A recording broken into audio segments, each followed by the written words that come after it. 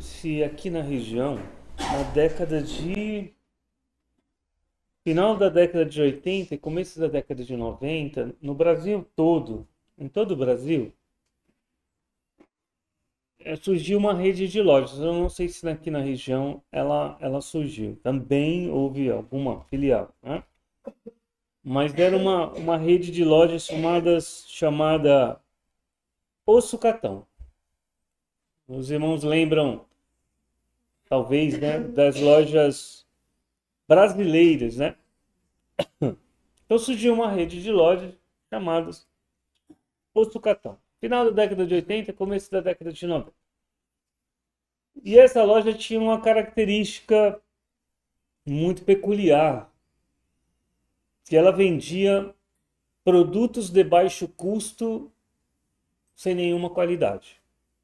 Então foi um início de um movimento comercial que resultou nas chamadas lojas de baixo custo. Eu acredito que os irmãos já devem ter visto aquelas lojas que colocam assim, loja de R$ 1,99, né? Loja de R$ 1,99. O começo dessa explosão de lojas de baixo custo, mas também com baixa qualidade, foi a rede de lojas O Sucatão. E era interessante porque as pessoas iam comprar e quando elas iam fazer no teste, podia ser qualquer aparelho, né? Ventilador, TV, às vezes queimava no balcão. A pessoa ia ligar e saía uma certa vez aconteceu com minha tia. Ela foi comprar algo e aí, na hora ali que ela ligou, saiu uma fumacinha e o rapaz falou: queimou, vou pegar outro. A senhora quer testar, né? Pode correr o risco de queimar também. Então era assim, eram coisas baratas, eram coisas a custo mais reduzido, porém baixa qualidade. E hoje, irmãos, nós vivemos a supervalorização de coisas que não têm valor. Não tem valor. Essa ideia de algo que é muito barato, mas não tem durabilidade, ela causou nas pessoas até um formato pejorativo, né? Então eu me lembro muito quando eu era jovem, as pessoas, você comprou isso, foi lá no Sucatão, isso indicava baixa qualidade. E nós temos falado a respeito de riquezas. Riquezas ou algo que tem valor, ela tem durabilidade. Ela dura. Ela tem um tempo. A gente costuma dizer o tempo de vida útil dela é bem extenso. E é claro que nós queremos, em nossas vidas, nós queremos algumas coisas duráveis, né? Nós queremos que as coisas sejam duráveis. E o que tem valor, irmãos, tem durabilidade, tem uma qualidade excessiva. Isso vai fazer com que seja duradouro. Isso pode se referir, por exemplo, a uma amizade. Uma amizade que tem valor, ela é duradoura. Um relacionamento dentro de um casamento, se ele tem valor, ele é duradouro. Então, nós precisamos entender que as coisas que são perecíveis, nós vimos, né? A traça, a ferrugem, aquilo que é roubado pelos ladrões, tem a ver com durabilidade. Nós vimos que a riqueza verdadeira de Deus, irmãos, ela não tem a ver com as coisas que nós não vamos levar dessa vida. Nós precisamos entender que nós temos, sim, as necessidades usuais de uma vida debaixo da maldição do pecado. Nós precisamos nos alimentarmos, nos vestirmos, mas nós não podemos colocar o nosso coração nessas coisas, na nossa saúde, na nossa jovialidade. E hoje, continuando neste tema, nós vamos sugerir aos irmãos o título Contemplando as Riquezas da Graça de Deus. E nós vamos atentar para Efésios. Nós vamos permanecer aqui em Efésios e talvez a gente possa dizer que seria um olhar introdutório. Nós não vamos estudar a Epístola aos Efésios, né, mas a graça de Deus, quem sabe, em algum outro momento. Mas é um olhar, irmãos, para o que o apóstolo Paulo nos diz, por que que ele expressa e quais as razões de ele falar repetidamente sobre a graça, a riqueza da graça de Deus. Veja Efésios capítulo 1 e o versículo 1. Paulo, apóstolo de Jesus Cristo, pela vontade de Deus, aos santos que estão em Éfeso e fiéis em Cristo Jesus. Veja o versículo 7. Em quem temos a redenção pelo seu sangue, a remissão das ofensas, segundo as riquezas da sua graça. Veja o capítulo 2 e o versículo 7, irmãos, para mostrar nos séculos vindouros. É algo duradouro, né, irmãos? Não é algo que perece. Para mostrar nos séculos vindouros as abundantes riquezas da sua graça, pela sua benignidade para conosco em Cristo Jesus. Jesus é duradouro, irmãos? Então, as benesses, os benefícios, as riquezas das suas graças também são eternos. Vamos orar. Senhor, nós te agradecemos. Pedimos, esteja nos abençoando, ó Senhor, na meditação da tua palavra, em nome de Jesus. Amém. Meus irmãos, nós temos contato com muitas pessoas que valorizam trivialidades, coisas passageiras, coisas não duradouras. Tá? E nós conversamos, nós conversamos com muitas pessoas que colocam seu coração, suas vidas em algo que realmente pode até ter um grau de importância nessa vida, mas um significado muito desprezível para a eternidade. Se você prestar atenção nas redes sociais, irmãos, elas se tornaram, ou elas estabeleceram um vínculo com a jocosidade. É terrível nós olharmos para as redes sociais e vermos que o que mais as pessoas dão importância são as piadinhas, são os gracejos, são as brincadeiras, realizarem vídeos, né, de baixa importância ou que prometem uma solução rápida, algo que é barateado, irmãos, nos dias de hoje. Alguma coisa que, na verdade, vai tomar bastante seu tempo, vai requerer do seu esforço. Existem, inclusive, alguns sites, algumas pessoas estão dizendo, olha, nós conseguimos vender para você uma leitura rápida. Você vai conseguir, em meia hora, entender 30 livros. Irmãos, é baratear. É tornar algo inepto. Você não vai aprender 30 livros em meia hora. E as pessoas estão valorizando, irmãos, aquilo que traz a elas um benefício imediato. Os vídeos precisam ter 30 segundos. Se os vídeos passarem de 1 minuto, irmãos, eles não têm mais valor. Eu preciso receber o meu prêmio agora, eu preciso dessa premiação. E isso é o lado ruim. As redes sociais são muito importantes em muitos aspectos. Não estou dizendo que é pecado ou que não há um grau de importância, mas o que as pessoas estão valorizando, irmãos, o que elas colocam valor e para onde elas observam são coisas que realmente são do sucatão. Vão queimar no balcão, viu, irmãos? Não vão ter durabilidade. A Epístola aos Romanos, ela é chamada pelos teólogos de a carta magna do Evangelho. Então, se você quer entender o Evangelho, se você tem vontade de se aprofundar no Evangelho, no que o Evangelho é, leia a Epístola de Paulo aos Romanos. Leia.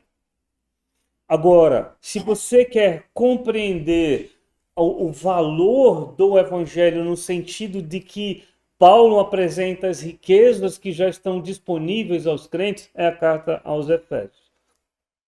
Ela é chamada pelos teólogos de carta sublime do Evangelho. Não há nenhuma controvérsia aqui na carta.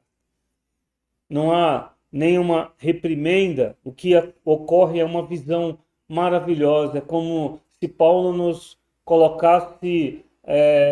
Eu tive a oportunidade, né, de conhecer um hotel em Epitácio, que eu nunca tinha conhecido, eu nunca tinha entrado lá. Eu participei de um evento, participei de 2 eventos, e alguém falou: olha, existe um local ali em cima, uma cobertura, você pode subir lá e você pode contemplar uma bela visão. Eu quero ir lá.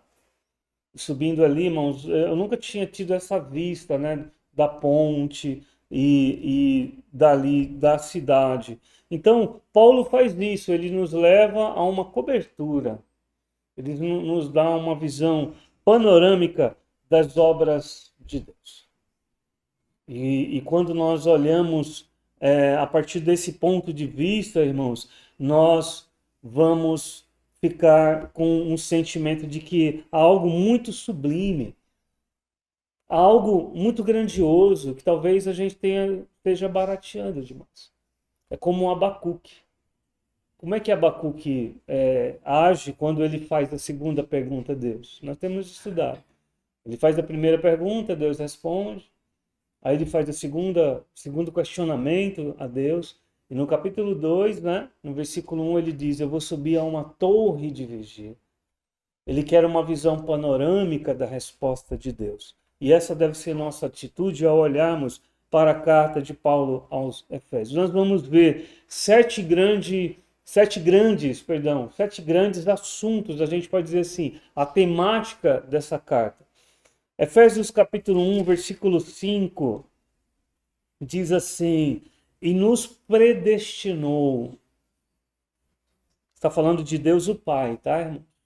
E nos predestinou para filhos de adoção por Jesus Cristo, para si mesmo, segundo o beneplácito de sua vontade. Veja o versículo 9.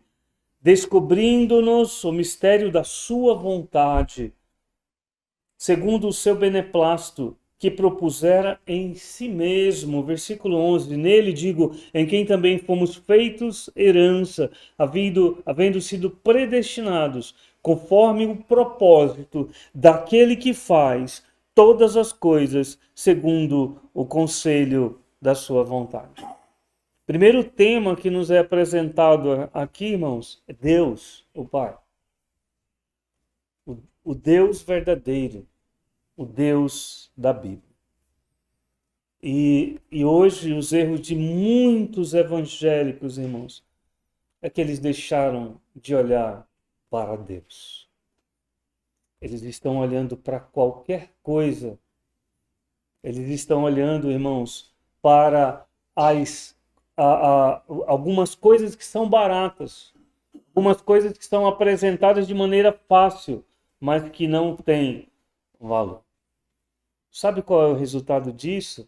Eles usam o nome de Deus para apresentar as coisas que são agradáveis à carne. E sabe aonde isso vai levar? Eles não vão conseguir olhar para Deus. Eles vão olhar para si mesmos. Deus é o que eu quero. Deus é o que eu preciso. Deus é o que eu estou te pedindo. Deus é o que eu estou reivindicando. Eles estão olhando para eles mesmos, irmãos. E nós vivemos essa geração da selfie, né, irmãos? Essa geração que cria as páginas para apresentar os outros a si mesmos. Não há nada de valor nisso, irmãos. Não há valor nisso. Não tem valor. Isso não tem valor. Porque quando nós partirmos, essas coisas serão deixadas de lado. Eu estava conversando com uma pessoa que valoriza muito a sua profissão, mas muito. E nós estávamos falando sobre a eternidade. Eu disse, quando você morrer, todas essas suas ferramentas que você usa, você pode ter certeza que as pessoas não vão dar valor. Não vão, irmãos. Elas podem anunciar para venda, mas no momento em que elas perceberem que ninguém vai dar valor, aquilo é muito pessoal, elas vão doar ou jogar fora. E muitas vezes o que você valoriza na sua vida, as pessoas vão contemplar, irmãos, e simplesmente não vão dar o valor que você pretende que tenham as coisas. Mas Deus, irmão, quando nós olhamos para Deus, quando nós olhamos para o que Ele fez, quando nós paramos de olhar para nós mesmos, nós precisamos parar de olhar para nós mesmos, irmão. Nós estamos idolatrando muitas coisas em nós. Porque Ele é para a glória de Deus, para a sua criação, para a grandeza desse Deus maravilhoso. Como Ele é grandioso. Paulo nos coloca na presença desse Deus eterno. E em nossa vida, irmãos, nós devemos caminhar no estudo da palavra de Deus com humildade. Lembram quando novamente a gente estudou em Abacuque que toda a terra precisa se calar? Você quer um exemplo de amor, de consideração, de honestidade e de respeito? Diálogo. Falar, irmãos, conversar. É um sinal de amor, de respeito, de carinho, de honestidade. Quando Deus ele nos procura, Ele diz para nós, vem aqui, conversa comigo. Vem conversar comigo. Vem me indagar. Vem argumentar comigo, não no sentido de nos rebelarmos, mas vem perguntar de mim, eu estou disposto a te responder. Deus quer um diálogo conosco. Quando você não conversa com uma pessoa, quando você não fala com uma pessoa, você, além de não demonstrar amor, você não demonstra nem honestidade, nem respeito. Nós temos orado para o nosso Deus de uma maneira honesta, nós temos conversado com Ele, nós temos contemplado e nos colocado na presença desse Deus, ou nós não nos importamos dia após dia, irmãos. Nós temos visto uma sociedade que não valoriza essas coisas. Não valoriza a oração. Não valoriza contemplar a grandiosidade desse Deus. Isso é uma riqueza. Segundo tema, irmãos, vamos ver aqui em Efésios capítulo 3 e o versículo 9. 3 e o versículo 9. E demonstrar a todos qual seja a comunhão do mistério, que desde os séculos eternos, desde os séculos esteve oculto em Deus, que tudo criou por meio de Jesus Cristo. Então, meus amados irmãos, se você olhar novamente o versículo 11, esse Deus, capítulo 1, versículo 11, ele faz todas as coisas segundo o conselho da sua própria vontade. Ele desejou demonstrar, irmão, diz o apóstolo Paulo, aquilo que pelos séculos foi o seu querer, foi o seu desejo, a sua vontade. A partir da sua criação, irmãos, nós vemos Deus agindo, mas Ele tem revelado o seu amor. Sabe o que isso significa? A soberania de Deus. Isso é uma riqueza da graça de Deus. Nós entendemos a soberania de Deus. Nós entendemos que nada acontece sem que Deus esteja no controle. Mesmo quando Ele permite o mal, irmãos, é algo interessante que ocorre se você ler o livro de história, história da fé, né? História das igrejas locais, Mesmo livros que falam da reforma, mesmo livros que falam dos puritanos, dos anabatistas, eles tomavam muito tempo estudando os atributos de Deus, estudando as características desse Deus. E se não fosse a soberania existente em Deus, ele não seria Deus.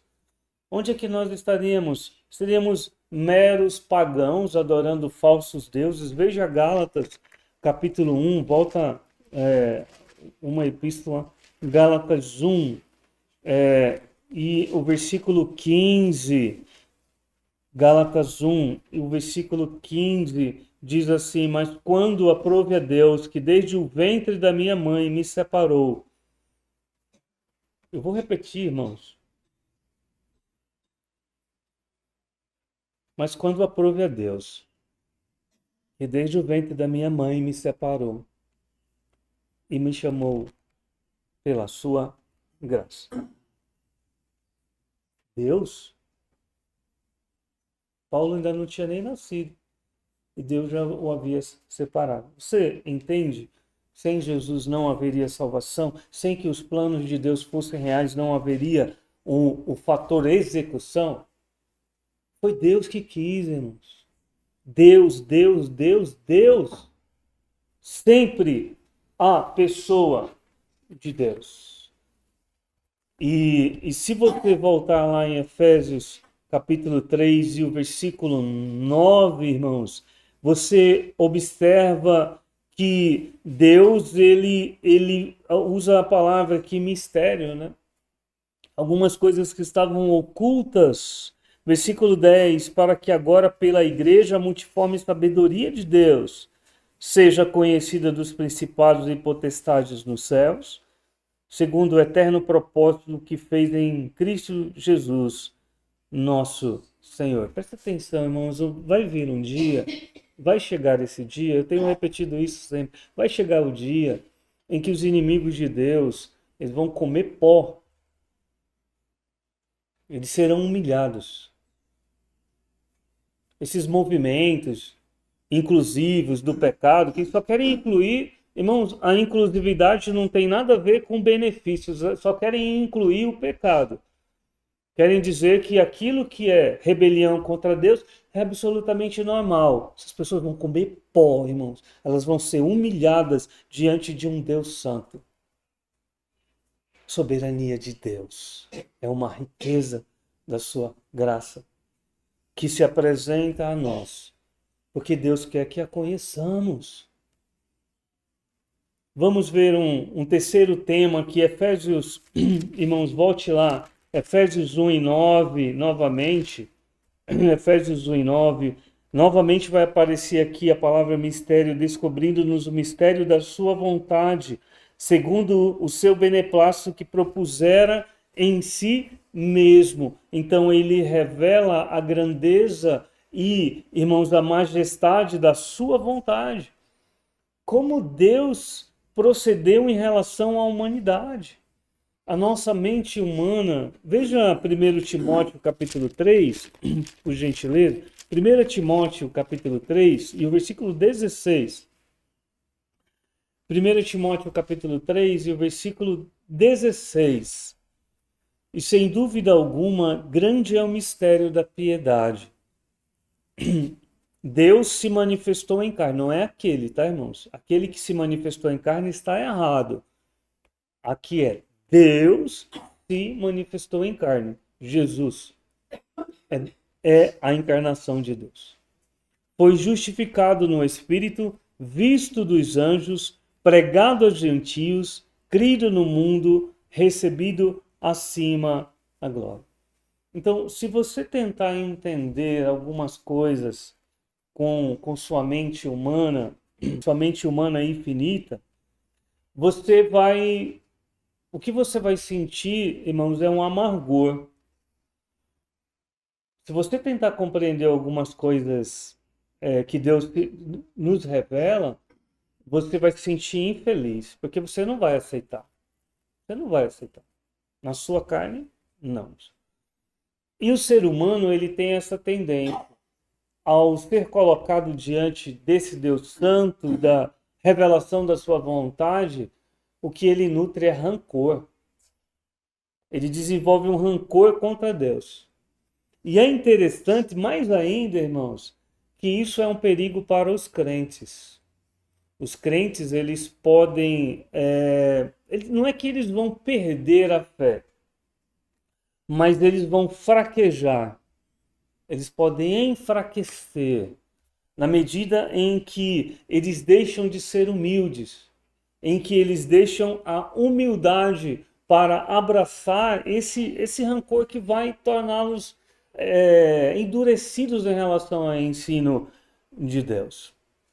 Deus não é justo. Isso não é justo. Por que Deus fez isso? Por que as coisas são assim? Eu não entendo.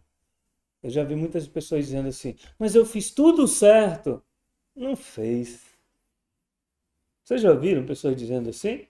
Eu já vi, irmãos. Eu fiz tudo certinho. E Deus deixou que tal coisa acontecesse. Não, irmãos, nós não fazemos as coisas certas. Se nós abrimos a nossa boca e começamos a falar, eu fiz as coisas certas, eu fiz exatamente o que Deus mandou eu fazer, não fez. Se nós começamos a pensar dessa forma, nós vamos começar a nutrir rancor, porque nós não estamos sendo humildes. Nós erramos muito.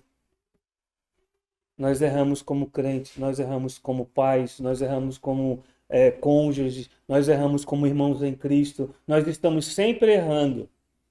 E quando alguém começa a dizer, mas eu nunca errei, eu nunca falhei, irmãos, o único que nunca falhou foi Jesus. Todos nós temos falhado em algum aspecto, e muito. E nós precisamos ser humildes para reconhecer que Deus, Ele é justo. Vocês querem ver uma atitude em relação a isso? Vamos a Jó. Abra sua Bíblia em Jó, capítulo 40 e o versículo 4. O livro de Jó é interessante porque ele quer entender as motivações de Deus. Ele quer entender por que Deus está fazendo isso. É sempre assim no diálogo que Jó mantém com seus amigos. Ele sempre está perguntando, por quê? Porque eu quero saber por que Deus está fazendo isso comigo. E quando Deus começa a responder a ele, veja o capítulo 40 e o versículo 4. Porque o Senhor Deus, o nosso Deus pergunta no versículo 2, quem é que pode contender com ele? E no versículo 4 de Jó, capítulo 40, ele diz o seguinte, eis que sou vil, que te responderei eu? Irmãos, essa deve ser a sua atitude, nossa atitude. Meu Deus, o que eu vou te falar? É o contrário, né, irmãos? Do que é comum hoje. Senhor, mas eu fiz tudo certo. Eu te obedeci, eu dei o meu dízimo, eu frequentei a igreja. Eu sou uma pessoa boa, nunca fiz mal para ninguém. Por que está acontecendo isso? Jó, ele não peca contra Deus. Ele quer saber as razões e Deus diz, você precisa confiar em mim. E ele diz, a minha mão ponho a boca. A Epístola aos Efésios nos mostra que Deus, ele é justo em tudo que ele faz, e em tudo que ele quer fazer, e em tudo que ele fará. Mas há um outro tema, é o quarto tema. Volta lá a Efésios, irmãos, voltem lá a Efésios, capítulo 1, vamos ver versículo 3, capítulo 1, versículo 3, que diz, bendito Deus e Pai de nosso Senhor Jesus Cristo, o qual nos abençoou com todas as bênçãos espirituais nos lugares celestiais em Cristo. Não há nada aqui na terra, viu, irmãos? Não está sendo dito que nós fomos abençoados com todas as coisas na terra. Está falando que nós fomos abençoados com as bênçãos espirituais. Veja o versículo 7, de novo. Em quem temos, em Jesus, a redenção pelo seu sangue, a remissão das ofensas, segundo o quê? As riquezas da sua graça. Vamos ver de novo o capítulo 2, versículo 7. Para mostrar nos séculos vindouros as abundantes riquezas do que, irmãos? Da sua graça. Pela sua benignidade para conosco em Cristo Jesus. Por quê? Porque pela graça é que nós fomos salvos. Pela graça sois salvos por meio da fé. Submissão, irmãos, aceitação. Isto não vem de vós, é dom de Deus. Não vem das obras, para que ninguém se glorie. Porque somos feitura sua, criados em Cristo Jesus, para as boas obras, as quais Deus preparou para que andássemos nelas, né? São muitas. Então a graça de Deus a você, pecador, a mim, pecador. Isso é um grandioso tema dessa epístola. Deus providenciou para mim uma solução, irmãos. A solução duradoura, aquilo que tem valor. Eu volto a dizer, cada um de nós cometemos falhas, nós erramos, nós pecamos. Nós não somos perfeitos, mas Deus nos aceita em Cristo Jesus por causa da sua graça. E isso nos ensina muito, irmãos. Isso nos ensina muito. Porque se eu fui salvo, e se um irmão foi salvo pela graça de Deus sem mérito, a Bíblia nos diz que nós devemos nos perdoar mutuamente quando nós errarmos. A Bíblia diz que nós devemos suportar uns aos outros, porque nós precisamos, irmãos, uns dos outros. Porque se você depende da graça, eu dependo da graça também. Se você passa por tribulações, eu também, como pecador, eu passo por tribulações.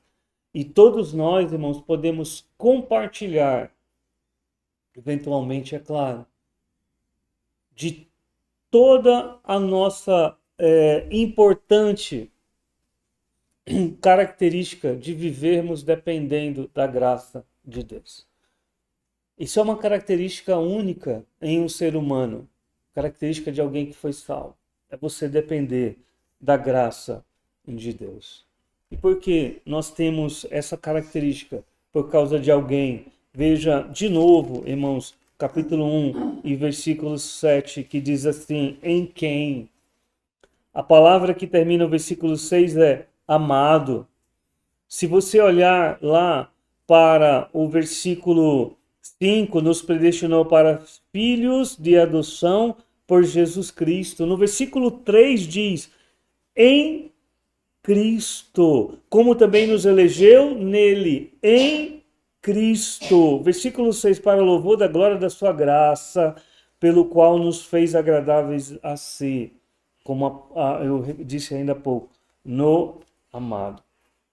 Então, o grande tema dessa epístola, irmãos, é aquele que é o motivo de recebermos a graça de Deus. E é muito triste pensarmos, né, voltando lá à história do sucatão, né, coisas que são muito baratas, coisas baratas são fáceis de conseguir, né, irmãos? Você consegue coisas, comprar coisas, né, mais acessíveis, até em grande quantidade, mas elas não têm valor. E isso atrai muitas pessoas. Isso atrai muitas pessoas. E hoje é muito triste nós pensarmos como o evangelho tem sido sucateado. É um evangelho sem Jesus, irmãos. É um evangelho sem Cristo. É um evangelho que fala do amor de Deus. É um evangelho que fala da aceitação de Deus. É um evangelho que apresenta um cristianismo sem o Senhor Jesus Cristo. E as pessoas não conseguem atinar com isso, porque elas estão com os olhos vendados. Veja Colossenses, capítulo 1, versículo 14. Colossenses 1 e 14, que diz assim, Colossenses 1 e 14. Se você lembrar aí no capítulo 1 e 7 de Efésios, né? Em quem temos a redenção pelo seu sangue, a saber, a remissão dos pecados. É uma repetição, né, de Efésios 1 e 7. Veja o capítulo 2 de Colossenses, veja o versículo 9.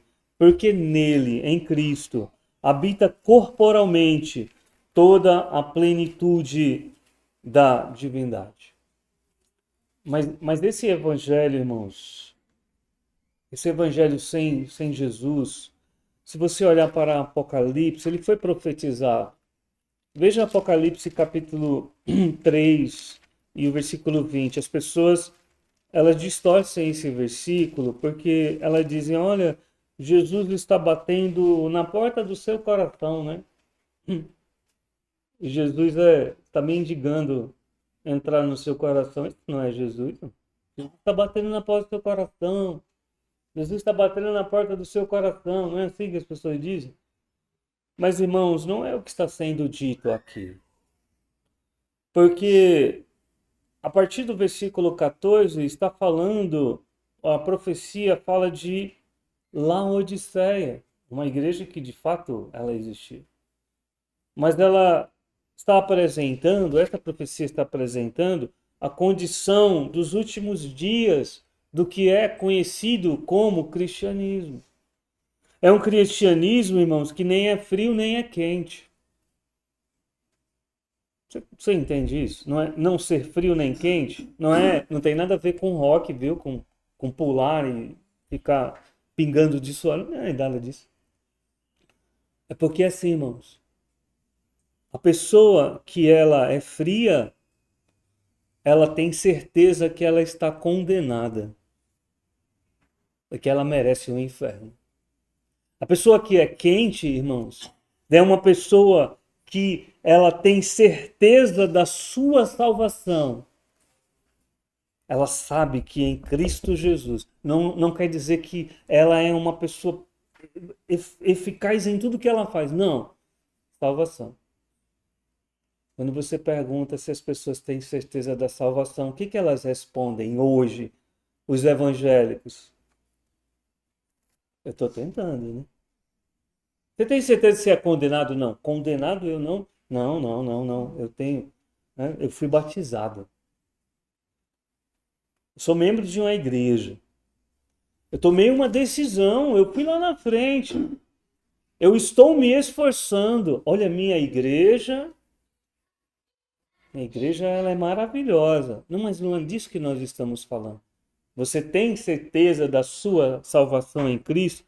Não. Alguns dizem assim, não, ninguém pode ter certeza da salvação. Nem tem certeza de que está condenado e nem tem certeza de salvação. É morno.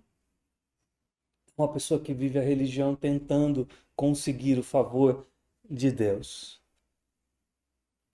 E sabe quem está do lado de fora dessas igrejas? Uma pessoa.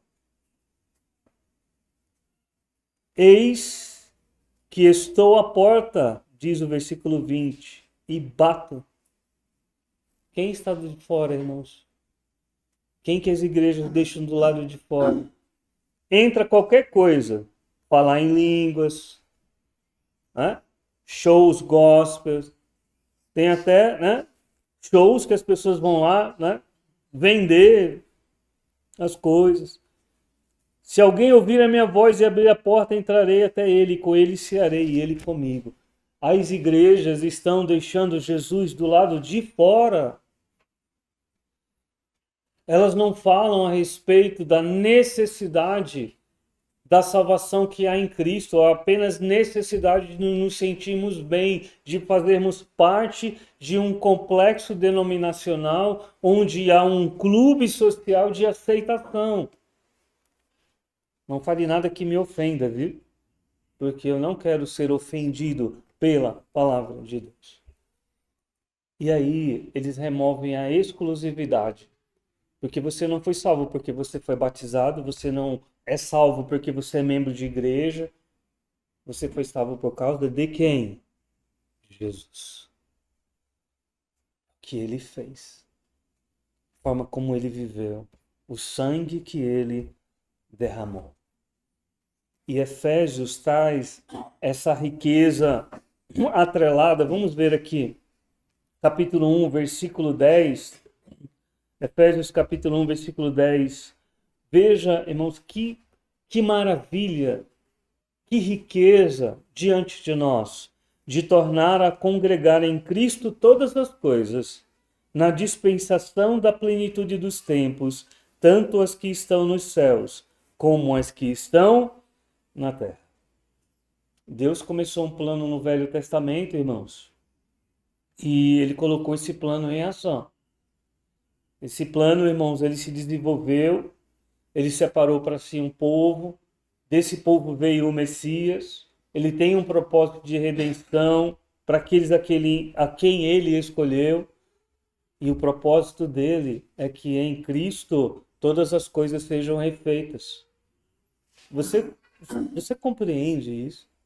Tudo que nós estamos vendo e vivendo, internet, rede social, moda, dinheiro, carros, luxo, fama, tudo isso, irmãos, não vale nada. Porque tudo isso será refeito. E as coisas que não agradam a Deus, elas serão destruídas como uma palha, ou é pelo fogo. Veja o capítulo 1 e o versículo 21.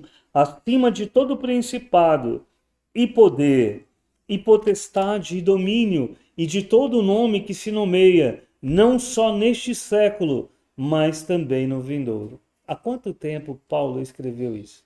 E sujeitou todas as coisas a seus pés, e sobre todas as coisas o constituiu como cabeça da igreja. Veja o capítulo 5, irmãos de Efésios, e o versículo 23. Porque o marido é a cabeça da mulher, como também Cristo é a cabeça da igreja, sendo ele próprio o salvador do corpo. Ele é o fundamento, ele é o kefalé, ele é a base. Jesus é a nossa maior riqueza. Nós precisamos compreender isso, irmãos. Deus é, em Jesus Cristo, a nossa maior riqueza.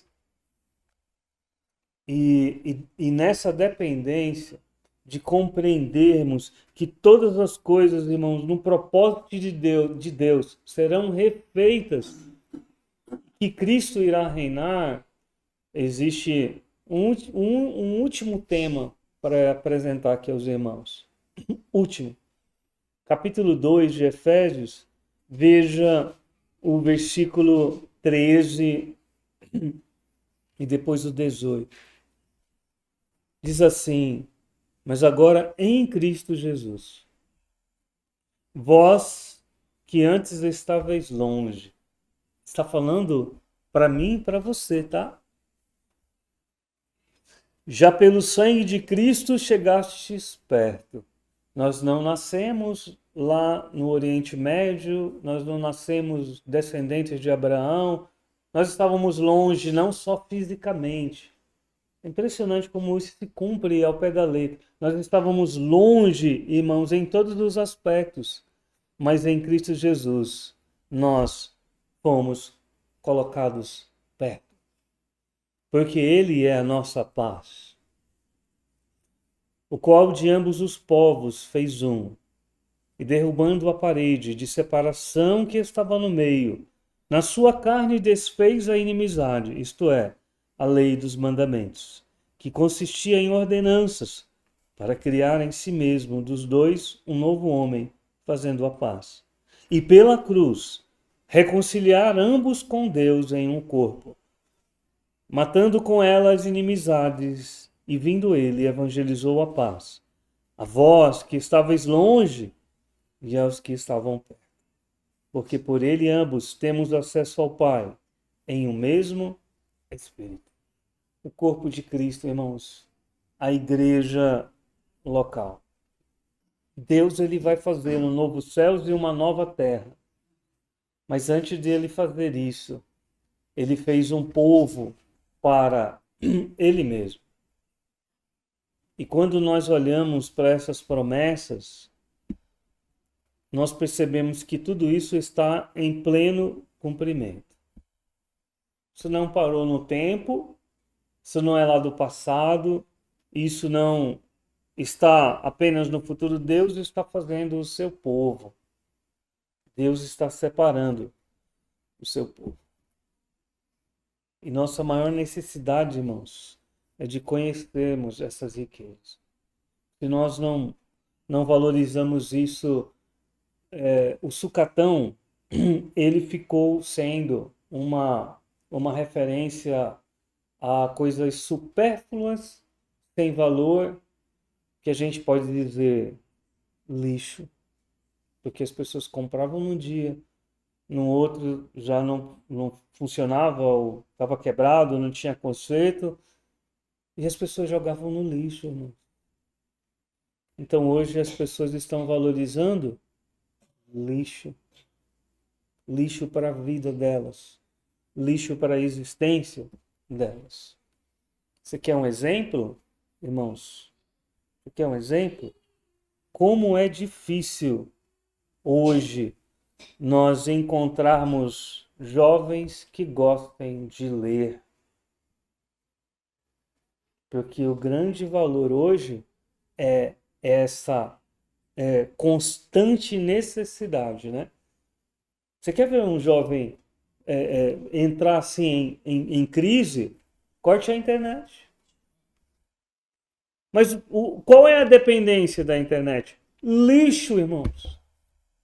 Não aprende nada na internet. Embora, digo, tem muitas coisas boas na internet. E hoje, irmãos, os cristãos estão infelizes. Talvez não por causa da internet, mas porque eles têm uma luta muito pesada. É uma vontade intensa de desistir de tudo. É uma necessidade, irmãos, de satisfação que nunca chega ao ponto de fazer com que a pessoa, ou os cristãos, ou aqueles que se dizem evangélicos, né, afirmarem, olha, está tudo bem agora. É uma luta constante para serem satisfeitos. É uma luta constante de uma experiência mística. É uma luta constante de sentir Deus. É uma luta constante, irmãos, de encontrar as bênçãos de Deus, de ter acesso a esse banco infinito que Deus pode providenciar na minha vida. Mas não estão interessados na pessoa de Deus, na vontade de Deus, nos planos de Deus, na sujeição a Deus, nas riquezas da graça de Deus. Isso sim, irmãos, é duradouro. Isso sim vale a pena conhecer. Isso sim, irmãos, é muito importante para cada um de nós. Você quer deixar essa tristeza, esse peso, né, da religiosidade de lado? Busque ter acesso constante às riquezas da graça de Deus. A compreender. Quando a gente fala assim, né, a riqueza da graça de Deus, as pessoas logo pensam em coisas, em bênçãos. Não, em conhecer Deus, em saber quem Ele é, o que Ele faz. Porque se você conhecer os atributos de Deus, se você conhecer a pessoa de Deus, se você se importar com essas coisas, você vai descansar em Deus. Filipenses, capítulo 2, versículo 10. Filipenses, capítulo 2 e o versículo 10. Você vai descansar, porque você vai ter certeza de que os planos de Deus estão em pleno cumprimento.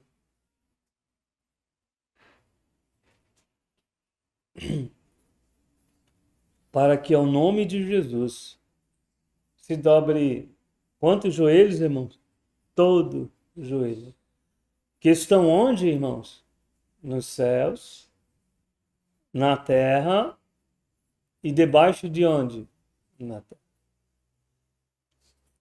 Então, toda pessoa que já viveu desde Adão e já partiu para a eternidade, irmãos, todas as pessoas, aquelas que morreram salvas e aquelas que morreram perdidas. E as vivas, todas reconhecerão Jesus. Sabe o que isso nos traz? Paz. Vamos orar.